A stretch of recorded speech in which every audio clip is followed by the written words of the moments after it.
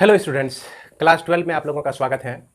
जैसा कि आज आप लोग जान रहे हैं कि हम लोग डिफरेंशियल कैलकुलस को शुरू करने जा रहे हैं। डिफरेंशियल कैलकुलस में सबसे पहला टॉपिक आपका आता है continuity and differentiability.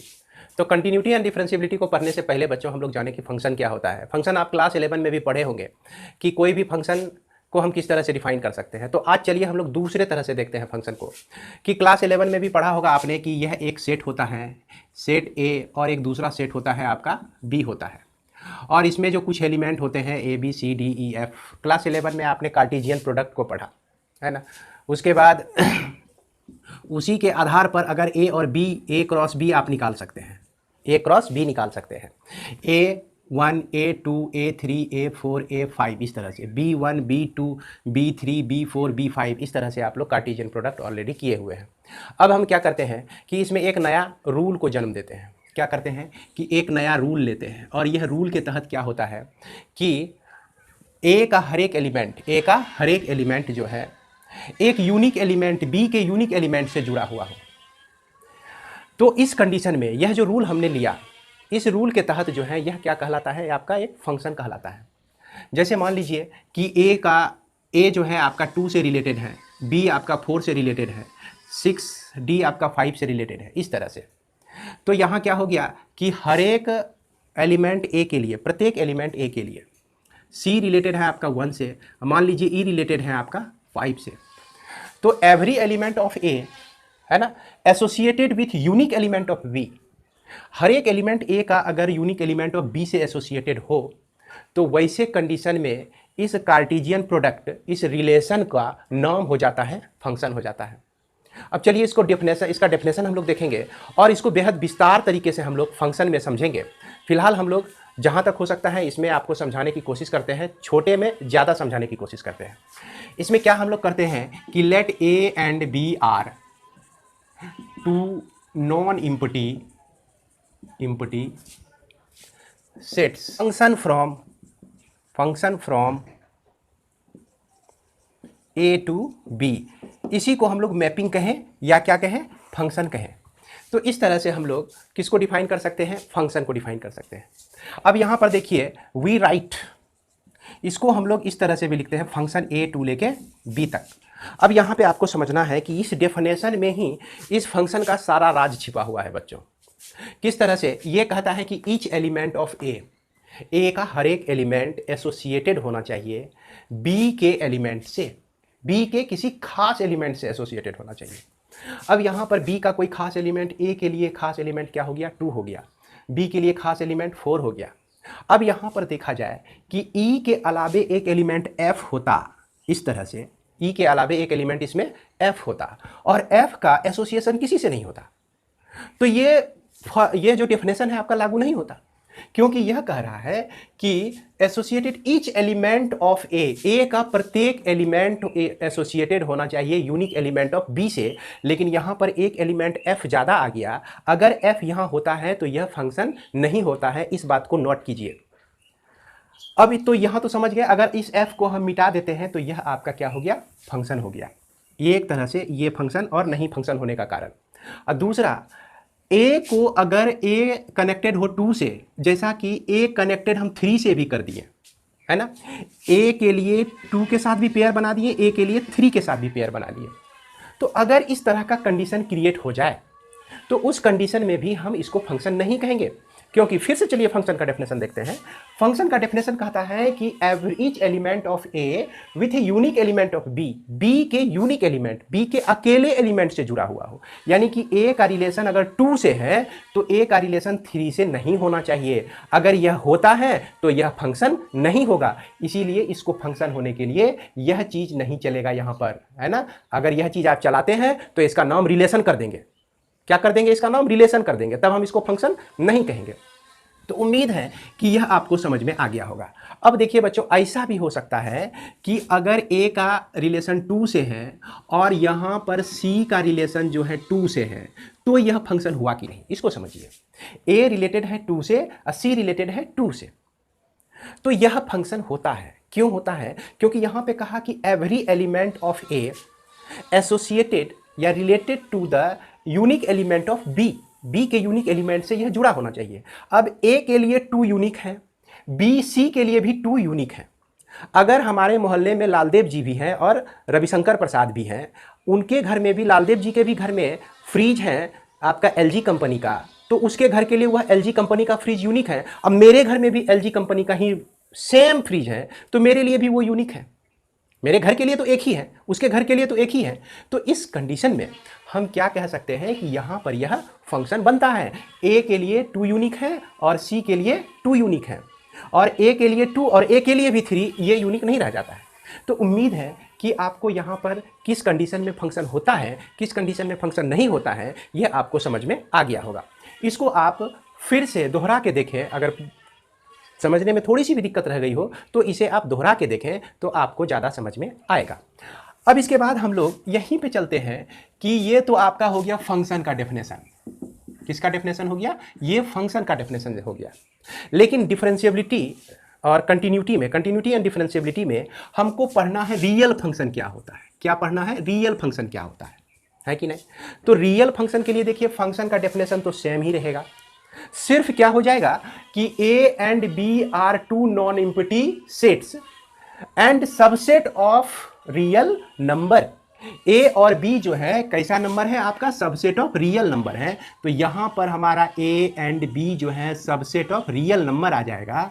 Then a rule f which associates each element of A with a unique element of B is called a mapping from A to B या function from A to B. समझ में आ रहा होगा आपको कि real function किसको कहेंगे?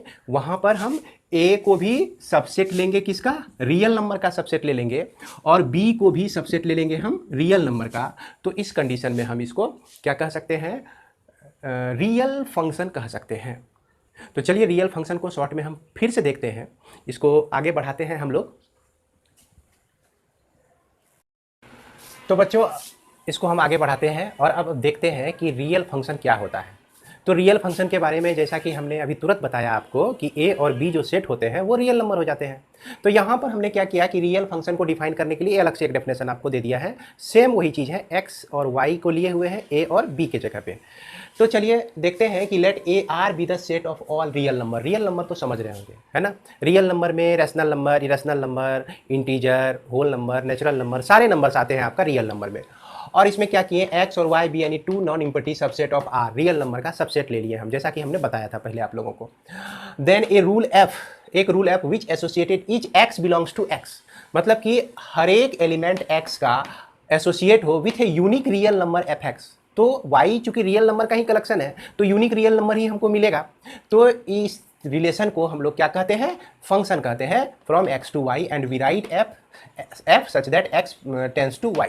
इस तरह से ये फंक्शन को हम लोग डिफाइन कर सकते हैं। इसके बाद देखिए बच्चों कि हम लोग इमेज किसको कहते हैं। अब जैसे यहाँ पर एक फंक्शन का हमने डायग्राम लिया, ये एक रूल से रिलेटेड है जिसको हम लोग फंक्शन कह रहे हैं, है ना? इसके बाद हम देखते हैं क्या कि इसमें कुछ एलिमेंट हम लोग ले लेते हैं 4, 5, 6, 7, 8, है ना?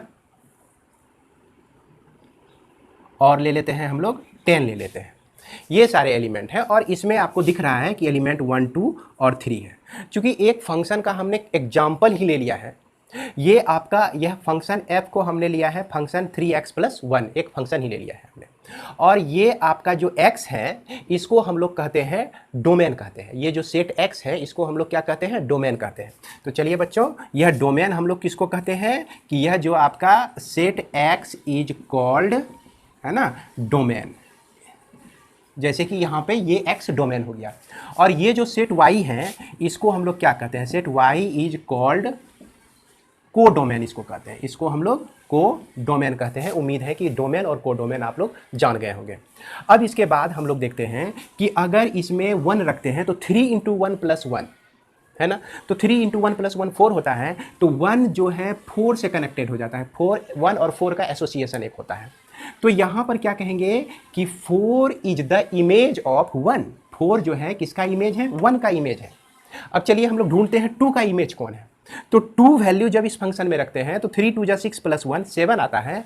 2 आपका एसोसिएटेड है 7 से और यहाँ पर 3 एसोसिएटेड है आपका 10 से।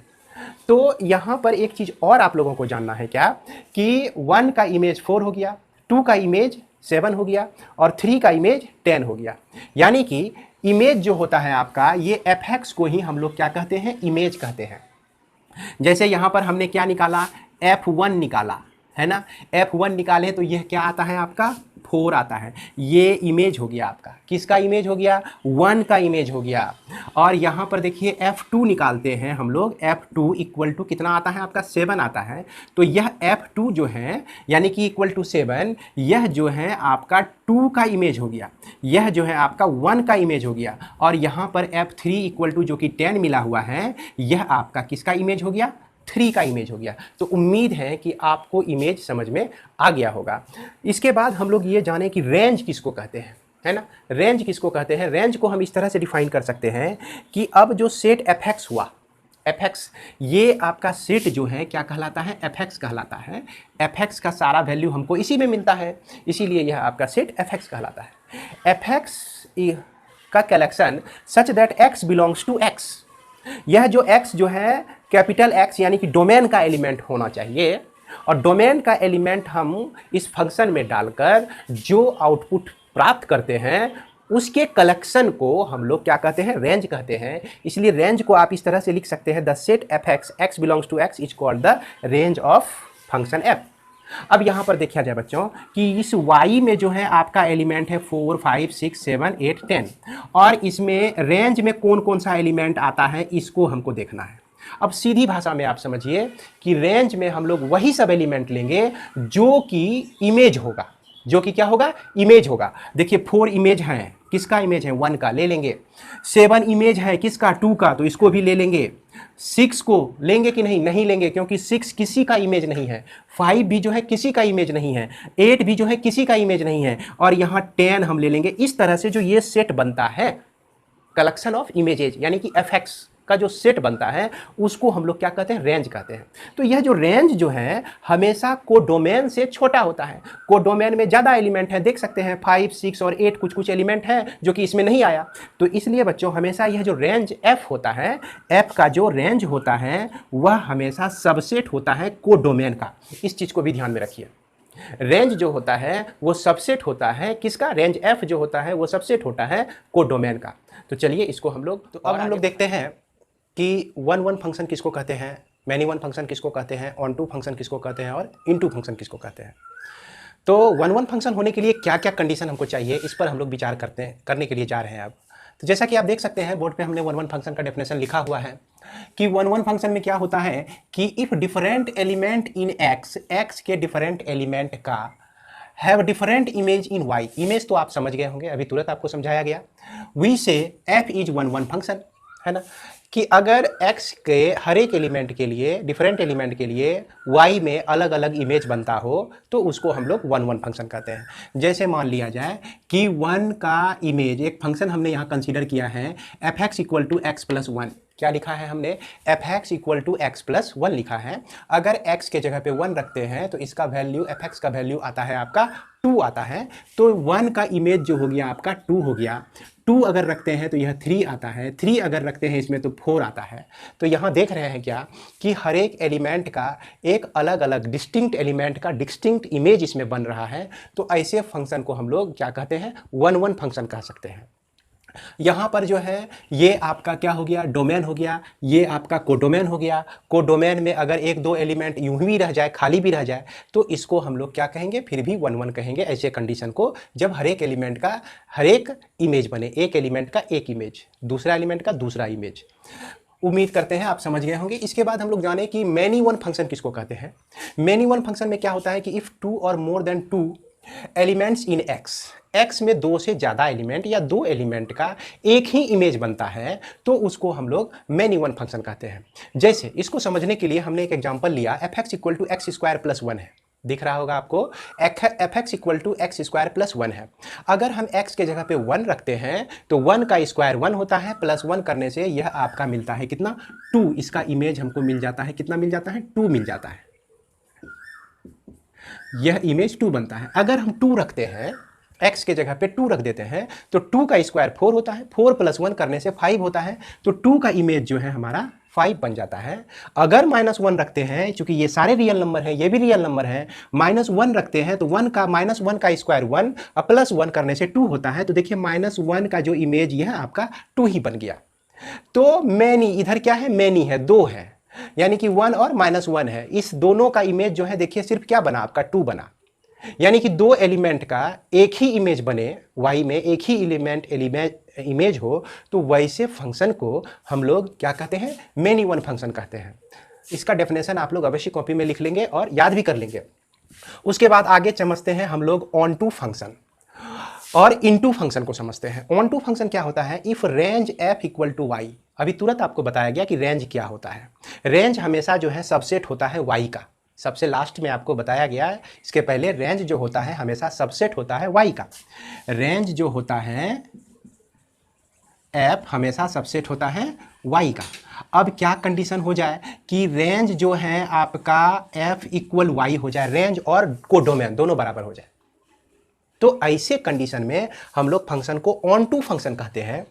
अगर otherwise f is said to be into function, अगर ऐसा नहीं है तो उसको इनटू फंक्शन कहते हैं।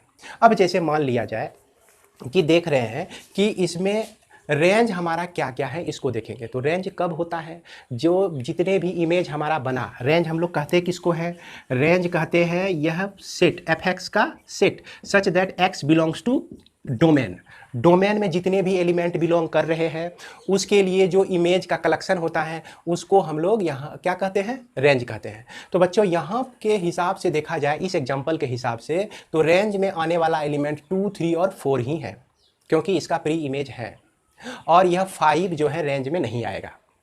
तो इस तरह से ये जो फंक्शन देख रहे हैं ये फंक्शन हमारा ऑन टू फंक्शन नहीं होता है। अब यही फंक्शन अगर इस तरह से होता कि यह आपका 1, 2, 3 और उसके बाद इसमें 2, 3 और 4 इतने ही एलिमेंट होते, 1 का इमेज 2, 2 का इमेज 3, 3 का इमेज 4, इस तरह से होता, तो यह आपका क्या कहलाता, ऑन टू फंक्शन कहलाता। समझ गए। तो इस तरह से y का जो एलिमेंट होता है और x का जो एलिमेंट होता है, यह रेंज में जो भी एलिमेंट आए, रेंज में 2, 3, 4 आया और इसके कोडोमेन में क्या है 2, 3, 4 है, दोनों बराबर है, तो हम क्या कहेंगे, ऑन टू फंक्शन कहेंगे, अदरवाइज इसको इनटू फंक्शन कहेंगे। अब इस एग्जांपल में हम लोग देखते हैं इस फंक्शन को हम लोग क्या कहेंगे, ऑन टू कहेंगे या इनटू कहेंगे। तो ये देखिए बच्चों, 1 का इमेज 2 है, 2 का इमेज 5 है, -1 का इमेज 2 है आपका। तो हर एक एलिमेंट का तो इमेज तो बन रहा है, लेकिन जो जो इमेज बना उसको हम लोग रेंज कहते हैं। यानी कि 2, 5 इसके किस में आ रहा है, रेंज में आ रहा है। 2 और 5 का जो कलेक्शन है वो क्या है आपका, रेंज है। ये 2 और 5 का जो कलेक्शन है यह क्या है आपका, रेंज है। लेकिन यह रेंज जो है सबसेट हो जाता है यहाँ के y के लिए, है ना, इस y के लिए, चूंकि इस y में जो है हमारा 2 भी है, 3 भी है, 4 भी है, 5। मुख्यतः जो है 10 तरीके का फंक्शन आप लोग को याद रखना है, जो क्लास 11 और 12 के लिए सफिशिएंट है आप लोगों का। तो ये 10 फंक्शन कौन कौन से होते हैं, आज सबसे पहले हम लोग उसको जानेंगे। यहाँ पर C का मतलब हो गया कांस्टेंट फंक्शन, I का मतलब हो गया आइडेंटिटी फंक्शन, M का मतलब हो गया मॉडुलस फंक्शन, R का मतलब हो गया आपका रेसिप्रोकल फंक्शन, S का मतलब सिग्नम, S का मतलब स्क्वायर रूट फंक्शन, और ये S का मतलब स्टेप फंक्शन, जिसको हम लोग ग्रेटेस्ट इंटीजर फंक्शन भी कहते हैं, इसका 2 नाम है। और इस S का मतलब हो गया स्मॉलेस्ट इंटीजर फंक्शन, और यहाँ P का मतलब हो गया पोलिनोमियल फंक्शन, और R का मतलब हो गया आपका रेशनल फंक्शन। इस तरह से 10 फंक्शन के बारे में आज हम लोग इस वीडियो के माध्यम से पढ़ लेंगे। यह फंक्शन जो है आप लोगों को जानना बहुत ही ज़रूरी है।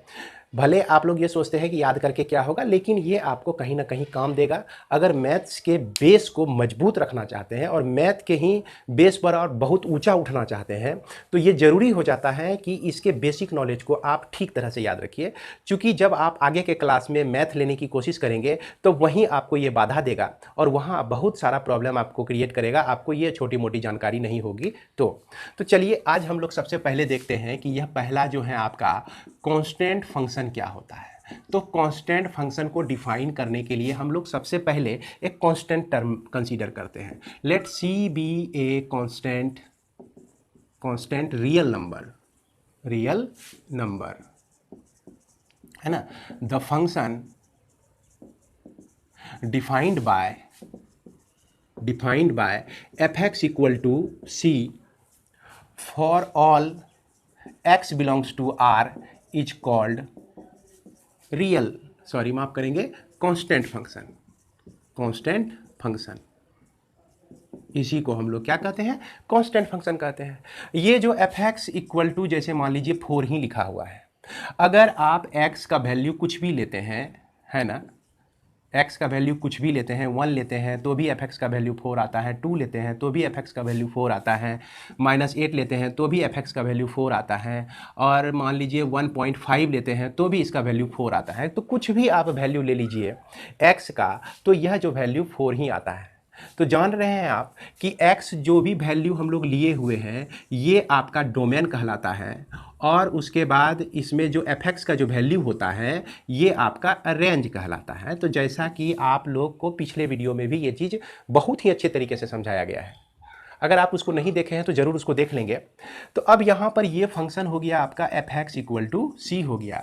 इसका डोमेन हम लोग को लिखना है, तो डोमेन में देख रहे हैं कि सारे नंबर्स आ जाते हैं, तो डोमेन इसका रियल नंबर हो गया। रियल नंबर में जितने भी एलिमेंट हैं, आप जितने भी मेंबर्स हैं उसको रखिए, और उसका सबका आउटपुट जो है इसके हिसाब से 4 आएगा। अगर सी मानते हैं, सी चूँकि कॉन्स्टेंट माने हुए हैं तो सी आता है। इसके बाद इसका रेंज जो हो जाता है, रेंज आपका हो जाता है सिर्फ सी। एक सेट होता है जिसमें एलिमेंट क्या होता है, सिर्फ सी होता है। इसके बाद चलिए सी आपका हो गया। अब आई पे हम लोग चलते हैं। दूसरा नंबर हो गया आपका आई। आई को हम लोग कहते हैं आइडेंटिटी फंक्शन। आइडेंटिटी फंक्शन कहते हैं। तो इसको हम लोग किस तरह से डिफाइन कर सकते हैं, the function defined by f x equal to x is called identity function.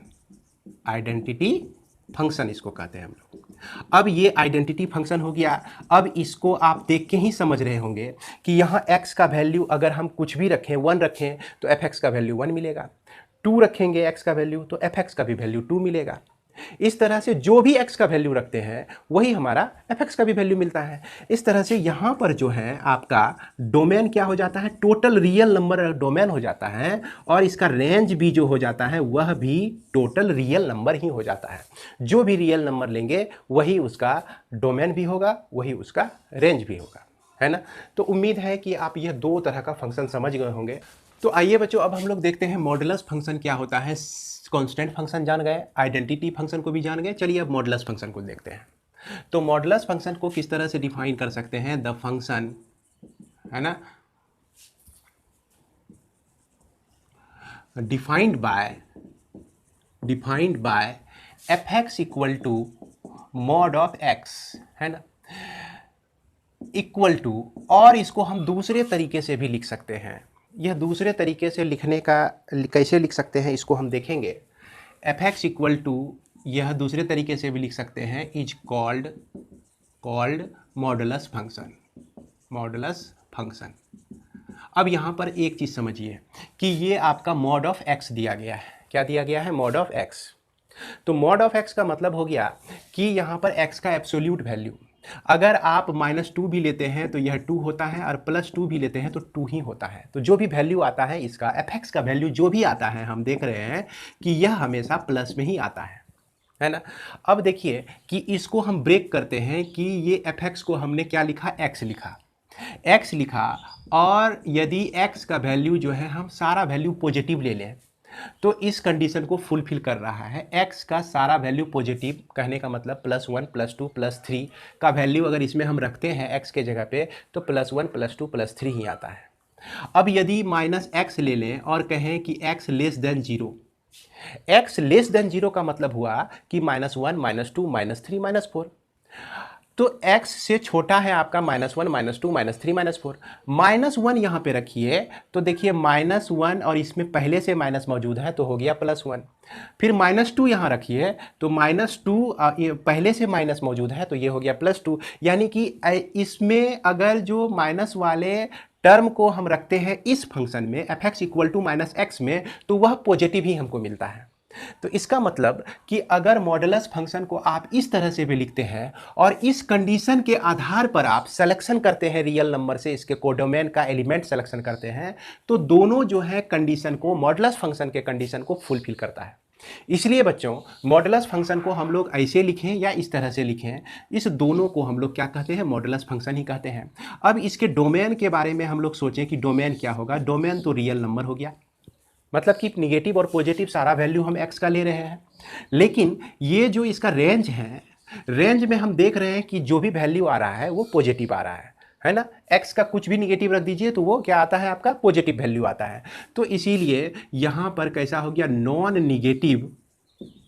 Negative real number हो गया। तो इसको शॉर्ट में हम लोग r+ से भी डिनोट कर सकते हैं। तो इस तरह से रेंज हमको प्राप्त हो जाता है। इसके बाद तीसरा नंबर हम लोग चलते हैं रेसिप्रोकल फंक्शन। इसको क्या कहते हैं, रेसिप्रोकल फंक्शन कहते हैं। अब रेसिप्रोकल फंक्शन को किस तरह से डिफाइन करेंगे, इसको देखें। द फंक्शन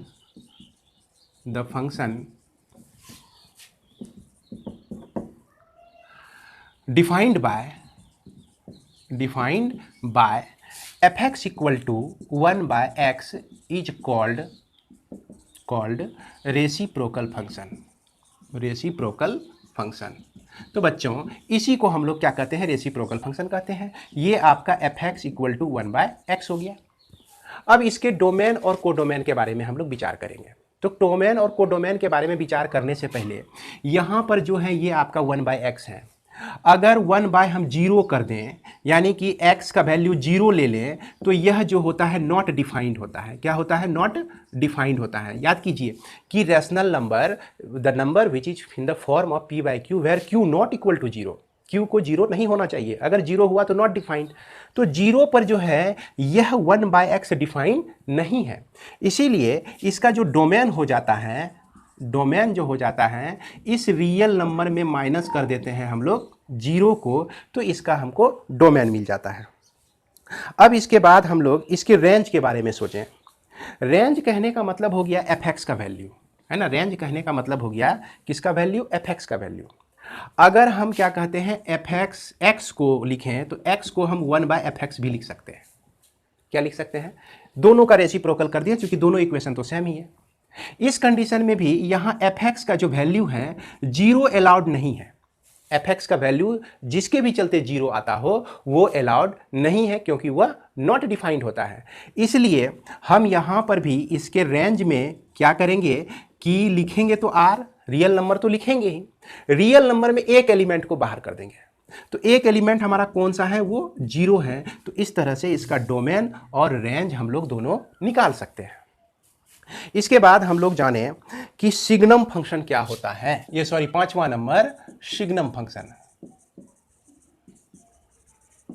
तो सिग्नम फंक्शन को हम लोग किस तरह से डिफाइन कर सकते हैं, देख सकते हैं इसको। द फंक्शन इज डिफाइंड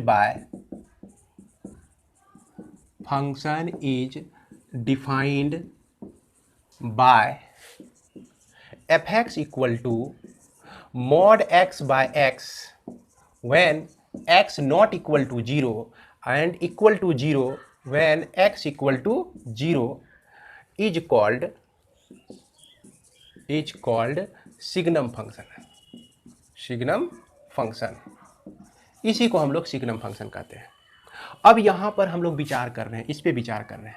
अगर x का कोई भी वैल्यू आप रखते हैं यहाँ पर, x का कोई भी वैल्यू, क्योंकि मॉड है, मॉड के चलते तो वह प्लस में हो जाएगा। तो चलिए ये प्लस में हमेशा आएगा, लेकिन इसका जो डिनोमिनेटर है ना, डिनोमिनेटर मतलब हर, इसका जो निचला टर्म है ये अगर माइनस है तो इसका वैल्यू माइनस, अगर ये आपका प्लस है तो fx का वैल्यू प्लस। तो माइनस और प्लस होना इसका डिपेंड करता है किस पे, fx का माइनस प्लस होना डिपेंड करता है इस x पे डिपेंड करता है। अब इसी को कहीं कहीं हम ऐसे भी लिख सकते हैं कि ये जो वैल्यू है इक्वल टू 1 होगा, जबकि x का वैल्यू क्या होगा, पॉजिटिव होगा, है ना। x ग्रेटर देन, और माफ करेंगे, x ग्रेटर देन 0 हो जाएगा। और इसका वैल्यू 0 होता है जब x का वैल्यू आपका 0 होता है, चूंकि ये आपका दिया गया है। और इसका वैल्यू -1 लेंगे जब हमारा x जो है क्या होगा, निगेटिव होगा। अब इस पे हम लोग विचार करते हैं। जैसे ये फंक्शन x/x है, mod x/x है, हम इसमें 4/4 लेते हैं तो इसका वैल्यू क्या आता है, 1 आता है। अगर हम इसमें जो है -4/-4 ले लेते हैं तो यह 4/-4 होता है, इसका वैल्यू क्या आता है? -1 आता है। फिर से एक वैल्यू हम लेते हैं, जैसे -5 का मॉड बाय -5 लिए तो इसका वैल्यू क्या आ रहा है आपका? -1 आ रहा है। ये 5/5 लेते हैं तो इसका वैल्यू 1 आ रहा है। तो कोई भी वैल्यू x का आप लीजिए, हमेशा हम देखते हैं कि 1 -1 1 और -1 और उसके बाद 0, ये 3 ही वैल्यू इसका आता है। 3 वैल्यू किस किस कंडीशन में आता है? तो जब हम क्या कहते हैं x का वैल्यू पॉजिटिव लेते हैं तो हम देख रहे हैं कि पॉजिटिव लेने से x का वैल्यू पॉजिटिव 1 +1 आता है। अगर x का वैल्यू हम निगेटिव ले रहे हैं तो इसका वैल्यू -1 आता है। तो उसी चीज़ को हम लिख दिए यहाँ पे कि x का वैल्यू जब निगेटिव है तो यह आपका -1 आएगा, x का वैल्यू जब पॉजिटिव है तो यह आपका +1 आएगा। तो इस तरह से हम सिग्नम फंक्शन को डिफाइन कर सकते हैं। अब सिग्नम फंक्शन के डोमेन को हम लोग देखें कि डोमेन इसमें क्या क्या होते हैं। डोमेन तो इसका x का वैल्यू हम कुछ भी ले सकते हैं, तो डोमेन इसका हो गया ऑल रियल नंबर। इसके बाद इसके रेंज के बारे में सोचते हैं तो रेंज हम देख रहे हैं कि 1 0 और -1 के अलावा और कुछ आ ही नहीं रहा है। कुछ भी नंबर को यहाँ डालें तो 1 आता है या -1 आता है, तो इस नंबर के अलावा और कुछ नहीं आता है। इस तरह से हम डोमेन और रेंज को लिख सकते हैं। इसके बाद सिग्नम फंक्शन हो गया। तो छठा नंबर s जो है ये आपका देता है स्क्वायर रूट फंक्शन। क्या देता है? Square root function. Square root function को हम लोग किस तरह से डिफाइन कर सकते हैं? इसको आप लिख सकते हैं कि द फंक्शन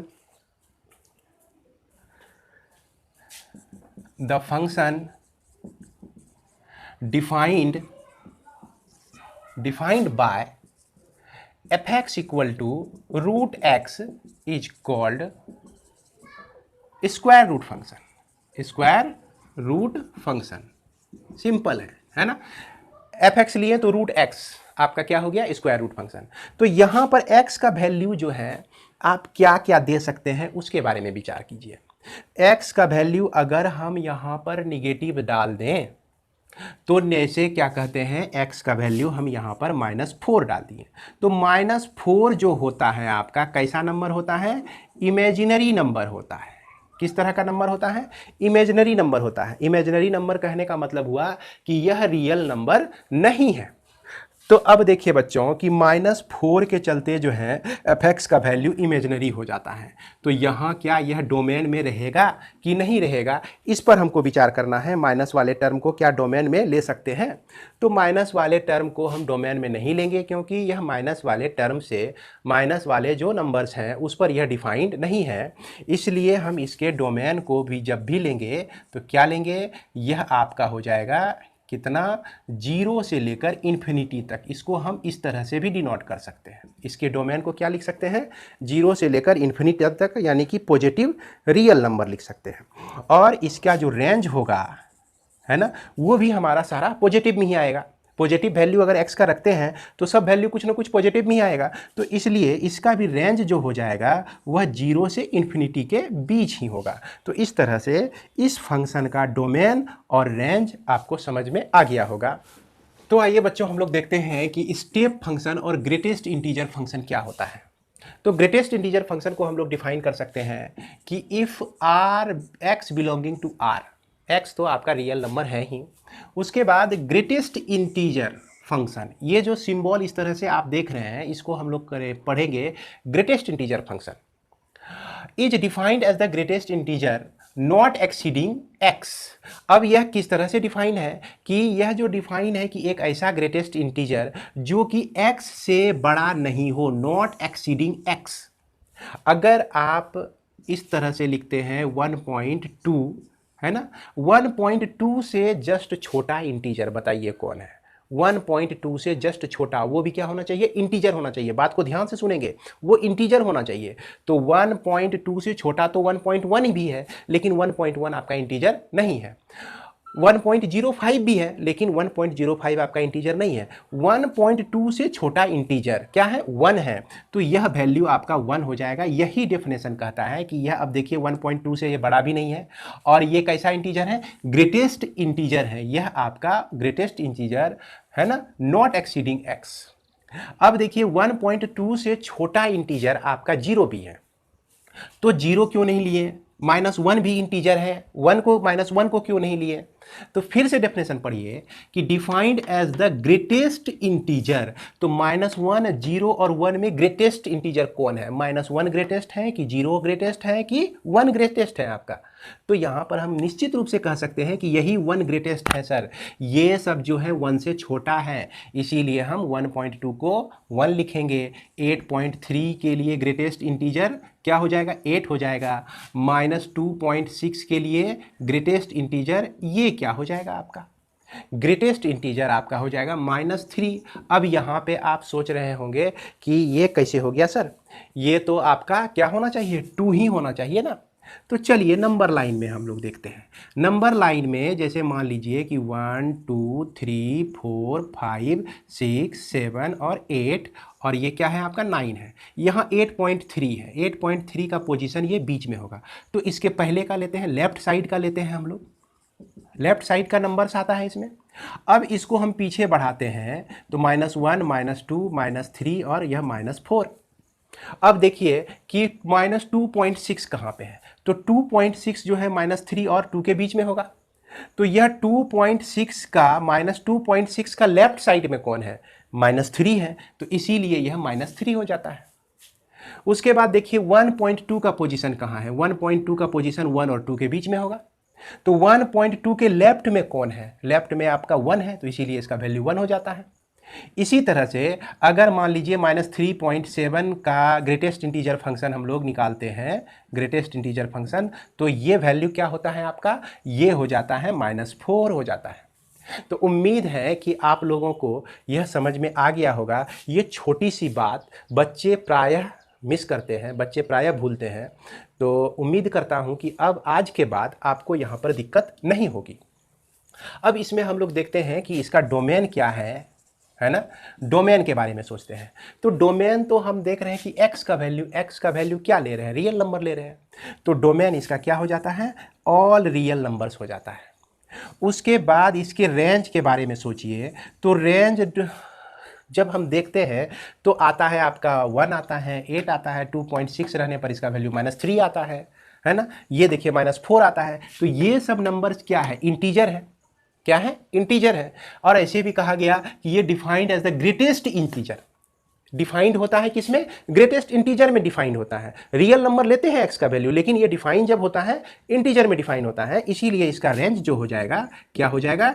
इंटीजर हो जाएगा, जिसको i और z से डिनोट हम लोग करते हैं। तो फिर इसके बाद आप लोगों का 7वां नंबर हो गया एस फॉर स्टेप फंक्शन हो गया, ग्रेटेस्ट इंटीजर फंक्शन जिसको कहते हैं। अब हम लोग एस फॉर चलते हैं स्मॉलेस्ट इंटीजर फंक्शन में। तो आइए हम लोग देखते हैं स्मॉलेस्ट इंटीजर फंक्शन किसको कहते हैं। तो अगला स्मॉलेस्ट इंटीजर फंक्शन में हम लोग देखते हैं कि इसको किस तरह से डिफाइन कर सकते हैं। इसको है कि for any real number x, कोई भी रियल नंबर हम x ले लेते हैं और इस तरह से हम डिफाइन करते हैं कि जैसे कि पिछले में हम लोग ग्रेटेस्ट इंटीजर फंक्शन को डिफाइन किए इस तरह से बिग ब्रैकेट को लेकर, लेकिन इसको डिफाइन करना है इस तरह से। बिग ब्रैकेट को देख रहे हैं, नीचे में हम लोग क्लोज नहीं किए हैं, नीचे इस तरह से खुला छोड़ दिए हैं। तो इस तरह से यहाँ पे लिखा गया है as the smallest integer greater than और इक्वल टू क्या कहता है? x से ग्रेटर हो या x के बराबर हो। तो इसमें क्या होता है कि अगर मान लीजिए 1.3 आपका स्मॉलेस्ट इंटीजर फंक्शन है तो इसको हम लोग 2 लिखेंगे। अगर -1.3 जो है आपका स्मॉलेस्ट इंटीजर फंक्शन है तो इसको हम क्या लिखेंगे? इससे ग्रेटर वैल्यू आपका क्या हो जाता है? -1 हो जाता है। अब इसको हम लोग समझेंगे, नंबर लाइन पर भी समझेंगे। जैसे 4.5 लेते हैं या 4.6 ले, 4.7 ले, 4.8 ले, कोई भी नंबर ले हम लोग, कोई भी रियल नंबर ले, यानी कि 4 से ऊपर और 5 से जस्ट नीचे का कोई भी नंबर यहाँ ले लें या 4.9 भी ले लें तो इसका वैल्यू हमको क्या मिलता है? 5 मिलता है। इससे जो है यह बड़ा होता है ना? इससे क्या होता है? यह बड़ा होता है। -1.3 से बड़ा क्या हो गया आपका? -1 बड़ा हो गया। इसके बाद यदि मान लीजिए कि हम -4.3 ही लेते हैं तो -4.3 से बड़ा, तो -4.3 से बड़ा आपका -4 हो जाता है। अब इसको अगर नंबर लाइन पे आप देख लेते हैं तो आपको समझने में दिक्कत नहीं होगी। जैसे मान लीजिए 0 1 2 3 4 और यह 5 हो गया, -1 -2 -3 और -4, इस तरह से हम नंबर रियल नंबर लाइन लेते हैं। सबसे पहला 1.3 है, तो 1.3 आपका ये पोजीशन 1 और 2 के बीच आता है 1.3। तो 1.3 से जस्ट बड़ा इंटीजर है ना, कौन सा है, 2 है। तो ये देख रहे हैं आप 2, तो इसके राइट साइड जो बड़ा इंटीजर होता है, जस्ट बड़ा जो इंटीजर होता है, वही वैल्यू होता है आपका स्मॉलेस्ट इंटीजर फंक्शन का। अब इसके बाद हम -1.3 लिए हैं, तो -1.3 तो आप देख रहे हैं -1.3 ये इसके -1 और -2 के बीच में है, तो इससे जस्ट बड़ा कौन है, -1 है। तो यहाँ पर हम -1 लेते हैं, यानी कि राइट साइड का वैल्यू इसमें लेते हैं। और ग्रेटेस्ट इंटीजर फंक्शन में हम क्या लेते हैं, लेफ्ट साइड का वैल्यू लेते हैं। ये 4.9 के जस्ट बाद 5 है, तो इसीलिए 5 ले लेंगे। -4.3 के जस्ट बाद -4.3, ये -5 -4 और -5 के बीच है, इसके राइट साइड 4 आता है, -4 आता है, तो यह वैल्यू -4 ले लेते हैं। इसका भी डोमेन क्या हो जाता है, इसका भी डोमेन हो जाता है ऑल रियल नंबर, और इसका रेंज जो हो जाता है क्या हो जाता है, इंटीजर हो जाता है। तो इस तरह से हम लोग स्मॉलेस्ट इंटीजर फंक्शन को डिफाइन कर सकते हैं। तो इसकी परिभाषा आप अपनी कॉपी में ज़रूर लिख लेंगे। और स्मॉलेस्ट इंटीजर फंक्शन को हम लोग इस तरह से भी डिफाइन कर सकते हैं कि द फंक्शन R2 आपका क्या हो जाता है, आई हो जाता है। यहाँ ध्यान रखना है, ये फंक्शन जो बनता है किसके किसके बीच बनता है, R2 I के बीच बनता है। fx equal to greatest integer of x belongs to R is called the smallest integer function. माफ करेंगे, fx equal to smallest integer of x, है ना, x belongs to R is called the smallest integer function. इस तरह से हम लोग इसको डिफाइन कर सकते हैं। इसके बाद इसका डोमेन तो देख ही रहे हैं और रेंज देख रहे हैं। इसके बाद हमारा बच जाता है 9 नंबर हो गया आपका पोलिनोमियल फंक्शन हो गया, है ना। तो इसको हम लोग डिफाइन कर सकते हैं कि a function of the form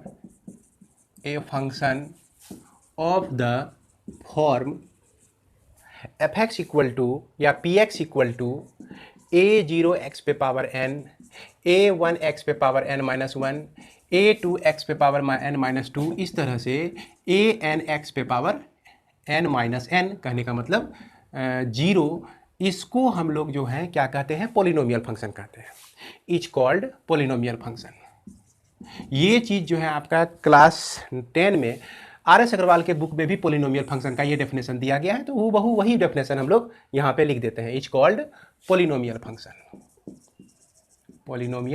function. और इसमें जो क्या होता है कि a0, a1, a2 ये सारे नंबर्स जो होते हैं रियल नंबर में एग्जिस्ट करते हैं। किस में एग्जिस्ट करते हैं, ये सारे रियल नंबर होते हैं, है ना, ये तो जान ही रहे हैं। उसके बाद इसमें n जो होता है, n-1 जो होता है, n-2, चूंकि n जो होता है, n ही आपका जो होता है पॉजिटिव, है ना, इंटीजर होता है। पॉजिटिव इंटीजर्स मतलब कि होल नंबर होता है ना।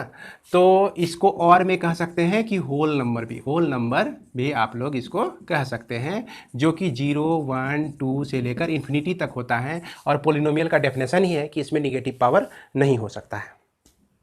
इसके बाद हम लोग लास्ट देखते हैं, हाँ, इसका क्या कहते हैं, डोमेन और रेंज क्या होता है। इसका डोमेन भी रियल नंबर ही होता है और रेंज भी हमारा रियल नंबर ही होता है। डोमेन और रेंज जो होता है, डोमेन रियल नंबर होता है और रेंज भी जो होता है यह आपका रियल नंबर होता है। कंडीशन यहीं पर है कि n क्या होना चाहिए, n जो होना चाहिए हमेशा होल नंबर होना चाहिए।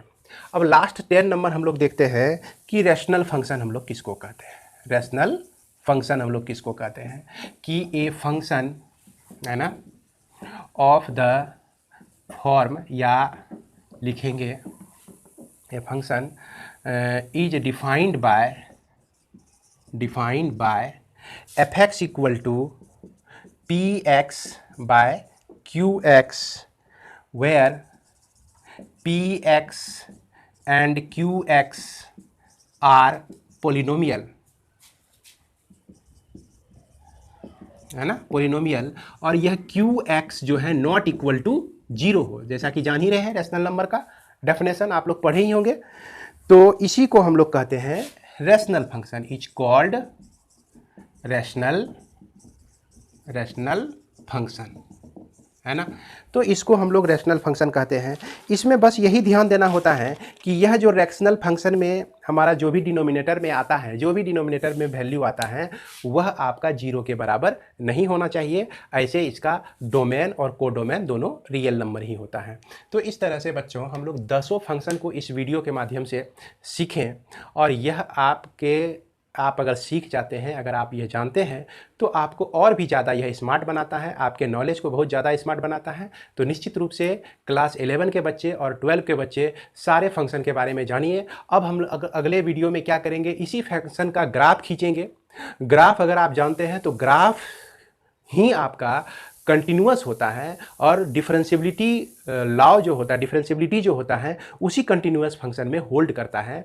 तो इसलिए सारे फंक्शन को जानना ज़रूरी है, और सारे फंक्शन का ग्राफ किस तरह से हम खींच सकते हैं, या कम से कम आप कुछ मेन फंक्शन का ग्राफ किस तरह से खींच सकते हैं, वो आपको जानकारी रहनी चाहिए। किसको पढ़ने के लिए? इस कंटिन्यूटी और डिफरेंशियबिलिटी के लिए।